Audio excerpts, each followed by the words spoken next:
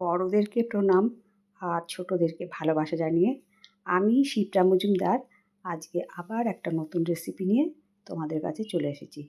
আশা করি রেসিপিটা তোমাদের ভীষণ ভালো লাগবে। তাহলে দেখতে শুরু করো এখন থেকে। আজকে আমি তোমাদেরকে কী দেখাতে চলেছি। দেখো বন্ধুরা, আমি এখানে বেশ কিছু গাঁটি কচু নিয়ে নিয়েছি। গাঁটি কচুগুলোকে আমি এবারে ছুরির সাহায্যে কেটে নিচ্ছি। এরকম করে খোসাগুলোকে ছাড়িয়ে নিতে হবে। আমি এটা ছুরির সাহায্যে করছি, তোমরা ইচ্ছা করলে বটির সাহায্যেও করে নিতে পারো। দেখো, আমি গাঁটি কচুগুলোকে ছাড়িয়ে নিয়েছি। এবারে দু আধখানা করে কেটে নিলাম। এরকম দু আধখানা করে সব গাঁটি কচুগুলোকে কেটে নিয়েছি, আর যেগুলো বড় ছিল সেগুলোকে 4 ভাগ করে নিয়েছি। এবার দেখো, 3খানা আলু নিয়েছি। আলুর খোসা ছাড়িয়ে আমি কীভাবে আলুগুলোকে কেটে নেবো সেটাও তোমাদেরকে দেখাবো। দেখো, আলুগুলোকে ঠিক এরকম করে কেটে নিলাম। প্রথমে মাঝখান দিয়ে কেটে নিয়ে তারপর আবার ভাগ দিয়ে দিলাম। অল টোটাল 4 ভাগ। গাঁটি কচু আলু পরিষ্কার করে ধুয়ে নিয়ে এসেছি। এবার একটা থালার মধ্যে পেঁয়াজ, রসুন, আদা আর 2টো ডিম নিয়ে নিয়েছি। এখানে 5 কোয়া রসুন আছে আর হাফ ইঞ্চি আদা আছে।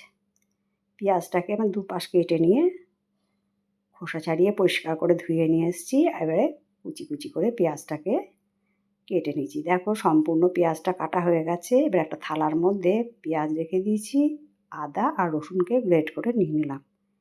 এরপরে 2টো ডিম নিয়েছিলাম, সেই ডিমটাকে আমি ভেঙে নিচ্ছি।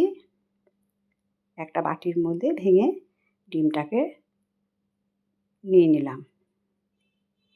2টো ডিম ফাটানো হয়ে গেছে। এরপরে আমি এর মধ্যে সামান্য পরিমাণে লবণ দিয়ে একটা চামচের সাহায্যে ভালো মতন করে ডিমটাকে ফেটিয়ে নেব।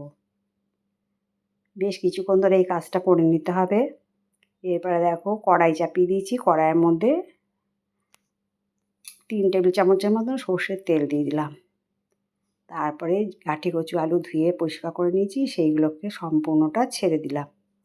ছেড়ে দিয়ে এরপরে এর মধ্যে হাফ চামচ লবণ আর হাফ চামচ হলুদ দিয়ে খুন্তির সাহায্যে ভালো মতন করে ওপর নিচ নাড়িয়ে চাড়িয়ে এটাকে বেশ কিছুক্ষণ ধরে নেড়ে চেড়ে একটা ঢাকনা চাপা দিয়ে দিলাম। ঢাকনাটা 4-5 মিনিট থাকার পরে দেখো, আমি তোমাদেরকে দেখিয়ে দিচ্ছি। ঢাকনাটা খুলে অনেকটা রং ধরে গেছে। এবারে দেখো, আর একটুখানি হবে, সেই জন্য আমি আবার ঢাকনা চাপা দিয়ে দিলাম। আবার 3-4 মিনিট ঢাকনাটাকে রেখে তারপরে খুলে দিয়ে তোমাদেরকে দেখিয়ে দিচ্ছি। আলুটা বেশ সুন্দর সেদ্ধ হয়ে গেছে আর গাঁটি কচুটাও খুব সুন্দর সেদ্ধ হয়ে গেছে। তারপরে তেল ছেঁকে ছেঁকে একটা বাটির মধ্যে আমি সম্পূর্ণ গাঁটি কচু আলুটাকে তুলে নিলাম। এরপরে গাঁটি কচু আলু ভাজার পরে যে তেলটা বাঁচলো তার মধ্যে ফেটিয়ে রাখা ডিমটা আমি ভেজে নিলাম। দেখো, ডিমটাকে কিন্তু আমি পুরো ঝুরি করে ভাজবো না, একটুখানি ওপর থেকে সরিয়ে সরিয়ে এটাকে বড় বড় পিস করে করে কেটে নিয়ে ভেজে নিচ্ছি। দেখো, ভাজাটা ঠিক এইরকম পর্যায়ে হওয়ার পরে আমি তেল ছেঁকে ছেঁকে একটা বাটির মধ্যে তুলে নিলাম। ডিম ভাজা হয়ে গেছে, গাঁটি কচু আলু ভাজার সাথে রেখে দিলাম। এবারে একটা টমেটো নিয়ে নিয়েছি। টমেটোটাকে গোটা দিকটা কেটে নিয়ে এরপরে এটাকে আমি গ্রেট করে নেবো। 2 আধখানা করে কেটে নিলাম। এবার একটা গ্রেটারের সাহায্যে এটাকে গ্রেট করে নেবো। দেখো, এরকম করে পুরো মিহি করে গ্রেট করে নিলাম টমেটোটাকে। তারপরে ডিম ভাজার পরে কড়াইয়ের মধ্যে আরেকটুখানি তেল দিয়ে দিচ্ছি। এখানে প্রায় 2 টেবিল চামচ তেল দেওয়া হয়েছে। তার মধ্যে তেজপাতা, গোটা গরম মশলা সব দিয়ে দিলাম, এলাচ, দারচিনি, লবঙ্গ আর হলো হাফ চামচ জিরে দিয়ে ভালো করে ভেজে নিয়ে তারপর আমি এর মধ্যে পেঁয়াজটাকে দিয়ে দিলাম। পেঁয়াজ কুচিয়ে রেখেছিলাম। আজকে বন্ধুরা গাঁটি কচু আর ডিম দিয়ে একটা দারুণ স্বাদের একটা রেসিপি তোমাদেরকে তৈরি করে দেখাচ্ছি। গাঁটি কচু ডিম দিয়ে তো আমরা অনেক রকম করে খেয়েছি, আজকে এইভাবে আমি তোমাদেরকে রান্না করে দেখাচ্ছি। আশা করি তোমাদের ভীষণ ভালো লাগবে। এরপরে কিছুক্ষণ নাড়িয়ে চাড়িয়ে নিয়ে আমি গ্রেট করা আদা আর রসুনটা নিয়ে ভালো মতন করে ভেজে নেবো যতক্ষণ না আদা আর রসুনের কাঁচা গন্ধটা যায়। লবণ আর হলুদটা কিন্তু আমি এই সময় সম্পূর্ণটাই দিয়ে দিলাম। আদা রসুনের কাঁচা গন্ধটা যাওয়া পর্যন্ত আমি এটাকে ভেজে নিয়ে তারপরে টমেটোটা গ্রেট করে গেছিলাম সেটা সম্পূর্ণটা দিয়ে ভালো মতন করে পেঁয়াজের সাথে নাড়িয়ে চাড়িয়ে এটাকে একটু কষিয়ে নেব। এর মধ্যে সামান্য পরিমাণ জল দিয়েছিলাম, তারপরে একটুখানি ঢাকনা চাপা দিয়ে রাখছি। টমেটোর কাঁচা গন্ধটা চলে যাওয়া পর্যন্ত এটাকে আমি সুন্দর করে কষিয়ে নেব। দেখো বেশ কিছুক্ষণ নাড়িয়ে চাড়িয়ে আবার কষিয়ে নিলাম। কষিয়ে নিয়ে এরপরে আমি দিয়ে দিচ্ছি 1 চামচ জিরের গুঁড়ো, 1/2 চামচ ঝাল লঙ্কার গুঁড়ো। এটাকে ভালো মতন করে জিরের গুঁড়ো আর ঝাল লঙ্কার গুঁড়ো দিয়ে ভালো মতন করে আর একটুখানি সময় কষিয়ে নেব। দেখো যথারীতি কিন্তু তেল ছাড়তে শুরু করে দিয়েছে। এরপরে আমি এর মধ্যে সামান্য পরিমাণে জল দিয়ে দিলাম আর একটুখানি সময় কষিয়ে নেওয়ার জন্য।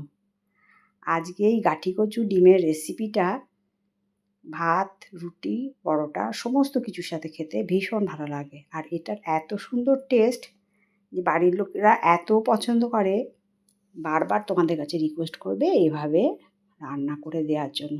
আর যারা গাঠি কচু পছন্দ করে না তারা তো চেয়ে চেয়ে খাবে। আমি তোমাদেরকে এই কথাটা দিচ্ছি। যাই হোক, গাঠি কচু আলুটা ছেড়ে দিলাম, দিয়ে আবার মশলার সাথে ভালো মতন করে একটু সময় নাড়িয়ে চাড়িয়ে এটাকে কষিয়ে নিচ্ছি। এরপরে দিয়ে দিলাম 1/2 চামচ গরম মশলার গুঁড়ো।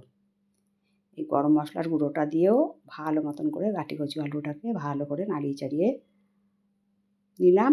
এরপরে যেই বাটিটার মধ্যে গাঠি কচু আলু ভাজা তুলে রেখেছিলাম তার মধ্যে একটু জল দিয়ে জলটা দিয়ে দিলাম। এবার আরেকটুখানি সময় এটাকে রান্না করে নেব, নাড়িয়ে চাড়িয়ে সুন্দর করে কষিয়ে নিতে হবে। আর একটুখানি ভালো সেদ্ধ হয়ে যাওয়ার জন্য আমি আরেকটু সময় ঢাকনা চাপা দিয়ে রাখলাম। 3-4 মিনিট ঢাকনা চাপা দিয়ে রাখার পরে আমি ঢাকনা খুলে আবার বেশ কিছুক্ষণ একটু নাড়িয়ে চাড়িয়ে রান্নাটা করে নিচ্ছি। তারপরে আমি এখানে গরম জল দিয়ে দিলাম 2 কাপ। তোমরা যতটা পরিমাণে রান্না করবে ততটা পরিমাণে সমস্ত কিছু জিনিস নিয়ে নেবে আর জলটাও দিয়ে দেবে। তাই বন্ধুরা আজকে তোমাদেরকে রিকোয়েস্ট করব অন্তত একদিন এইভাবে রান্না করে খেয়ে দেখো গাঠি কচু আলু আর ডিম দিয়ে এই রেসিপিটা। দুর্দান্ত স্বাদের একটা নতুন ধরনের রেসিপি। আশা করি তোমাদের খেয়ে ভীষণ ভালো লাগবে। তারপরে একটু সময় ঢাকনা চাপা দিয়ে এটাকে রান্না করে নিলাম। ঢাকনাটা খুলে তোমাদেরকে দেখো দেখিয়ে দিচ্ছি। খুব সুন্দর একটা গন্ধ বেরোচ্ছে। এরপরে আমি ভেজে রাখা ডিমটাকে সম্পূর্ণটাকে দিয়ে দিচ্ছি। আমরা গোটা গোটা ডিম দিয়ে গাঠি কচু আলুর রেসিপি রান্না করে খেয়েছি, তবে আমার মতন এরকম ডিমের ঝুড়ি করে রান্না করে খেয়েছো কি না সেটা তোমরা অবশ্যই জানাবে।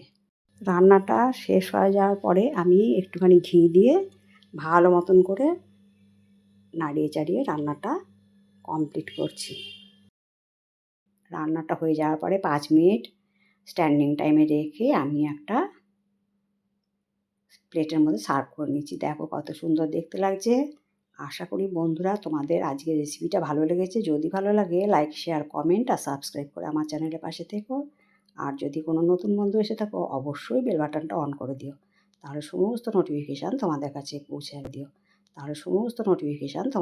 পৌঁছে যাবে। আর আমার চ্যানেলে এরকম নিত্য নতুন সহজ সরল রেসিপি অনেক আছে, তোমরা অবশ্যই চ্যানেলটা একটু ঘুরে যেতে পারো। আর আমার যত কাছের দূরের বন্ধু আছো তোমরা আমার প্রাণ ভরা ভালোবাসা নিও আর তোমাদের সুন্দর সুন্দর কমেন্টসের মাধ্যমে জানিও আজকের রেসিপিটা তোমাদের কেমন লাগলো। তোমাদের সুন্দর সুন্দর কমেন্টস পেলে আমি কিন্তু আরেকটা রেসিপি তৈরি করতে অনেক উৎসাহ পাই। তাহলে বন্ধুরা আজকে আমি এই পর্যন্ত রাখি। অন্য কোনো দিন অন্য কোনো রেসিপিতে আবার তোমাদের সাথে দেখা হবে। কেমন? টাটা।